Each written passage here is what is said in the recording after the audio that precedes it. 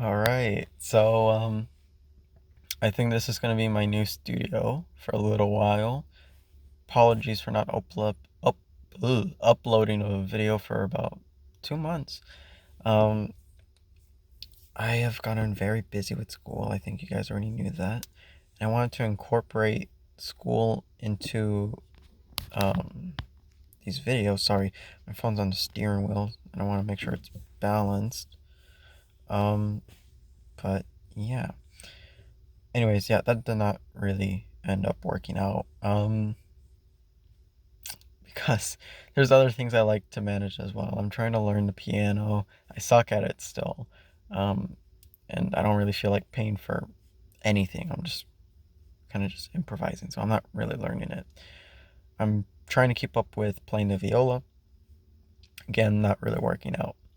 Um, I mean, I can play it, but I'm just really crappy. I wouldn't call myself a professional. And well, obviously, yeah, I got school, and I'm gonna start looking for a job soon. So I might just drop learning music entirely. Um, but I at least want to make a video a month. I think that would be something good for this year. Whether it be like a video essay or anything like that, I think that would be um, productive. But yeah. So today is the 21st. Yesterday was Biden's inauguration, and well, he signed like 15, 17 executive orders, something like that. Might have just been 12. At least 12, I think at most 17. For some reason, um, I mix up 12, 15, and 17. Just because if you flip 5 in a certain way, it's 2. So it's, for some reason, my brain perceives it as that. And I don't know why the 7, mainly because it's a similar structure. Kind of. Maybe on like on one of those clocks. I'm making no sense, but if you know what I mean, if you know what I mean, then you know what I mean. Um, yeah. So pretty much, we're back in the Paris Climate Agreement, so that's doing very good.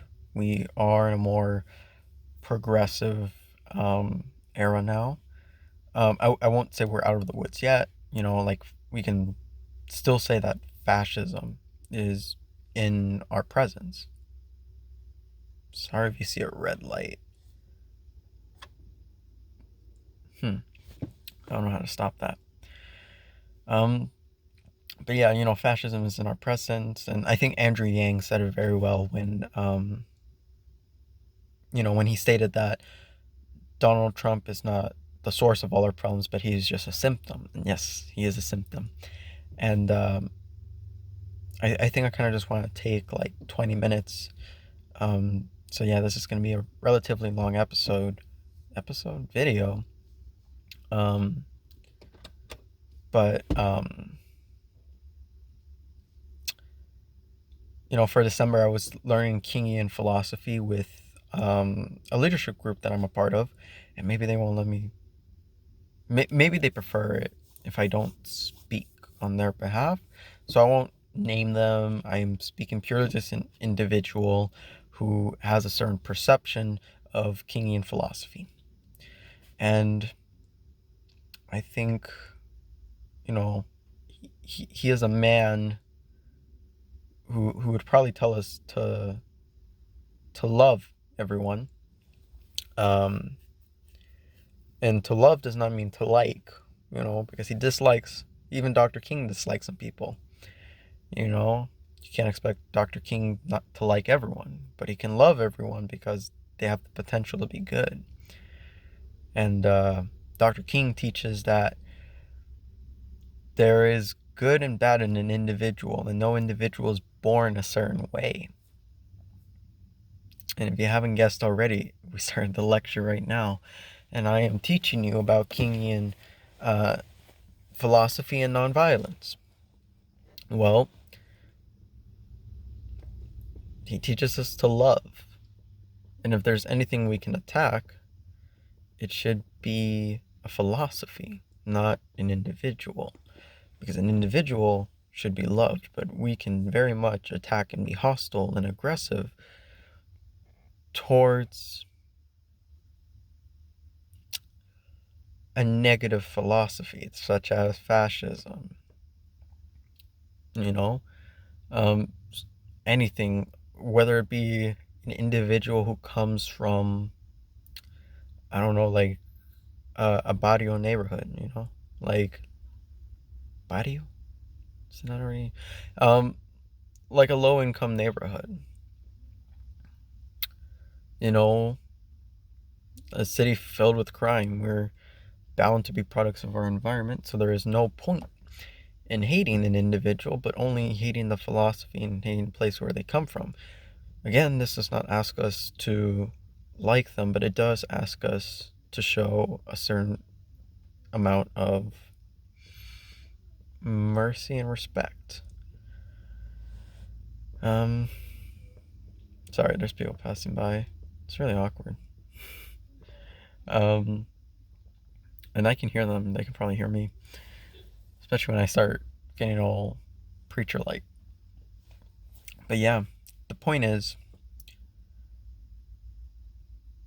we need to find a way to measure everyone equally. And even then, that's going to be impossible because everyone's born different. But to make their starting place the same would be a justified action. Dr. King teaches that poverty and racism are systemic, that they are part of the system, and the system itself needs to change. And I think, once again, that goes back to not hating an individual, but loving them without having to like them. I don't really want to like every individual, but I think healthcare for all is a form of loving them. And I think advocating for that is a form of loving them. So loving your neighbors and those around you. So when we find a way to not discriminate, to give opportunities to those who have not gotten opportunities due to discrimination in the past, redlining. I think you guys already know what I'm talking about. Um, then we are on the right path of fixing our society. Dr. King also teaches that right now, well, he was talking about it in the 60s. War was systemic, and it still is today. And sometimes we could say that Dr. King is alive today, because the words he said are very much still true today. War is systemic, poverty is systemic, racism is systemic. If those words are alive, Dr. King is not dead.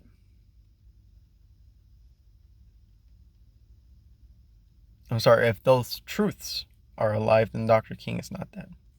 Sorry, I need to process that for a second. It didn't sound right in my head. But I guess those words are alive. It's just hard to connect that to what I said before. Anyways, yeah, there's that. But Dr. King also has lessons for individuals, not just a lesson for the system and a community. He teaches us how to be better individuals, how to be the best person we can be. He has a short 20-minute speech. I forgot what it was called. But in the speech, he pretty much just tells us to, whatever career, whatever job we do, make sure we're the best at it. And there's a specific part, like, do it so well that the living nor the dead nor the unborn could do it any better. And that's a huge concept take in. And you need to have a broad conscious to fully grasp it and, play around with it, understand it more.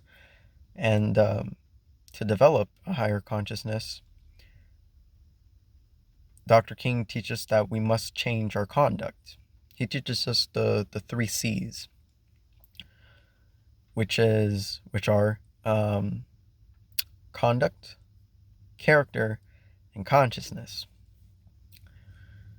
Conduct is obviously the things we do. Could be something as little as picking up a bottle of water, writing with your pen, hablando en español, speaking in English, all of that. Our character could be like a set of attributes, how is an individual defined? What defines an individual? And our consciousness is the ability to be awake, the ability to be aware, and pretty much how Dr. King would describe it is consciousness can be very broad, or very narrow. And that's all dependent on the conduct that you take. And eventually you're going to have to change some things in your life. I'm saying, like, there can be healthy drinking, of course, like maybe just a cup of wine every now and then, and that's it. But let's say you're kind of like on the verge, like on the fence of being an alcoholic or something like that. And you really need to change some things in your life, whether it be changing what you do, depending on how serious the problem is. Maybe alcohol is a bad example because I don't really have any experience there, so I can't really help anyone. Maybe I don't know what I'm talking about. That's a bad example. Let's say Let's say you have a cavity because you eat too much candy. Then stop eating candy. Try to find other things that are sweet, reduce in sugar, things like that. When you take that conduct, you allow that to become part of your character.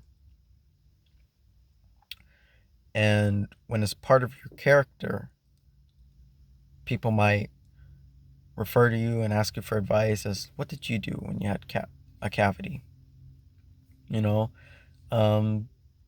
Because your character can be very much a leader. And people will come out with their experiences talking to you. And then that's when you realize its importance. That's when your consciousness is able to expand.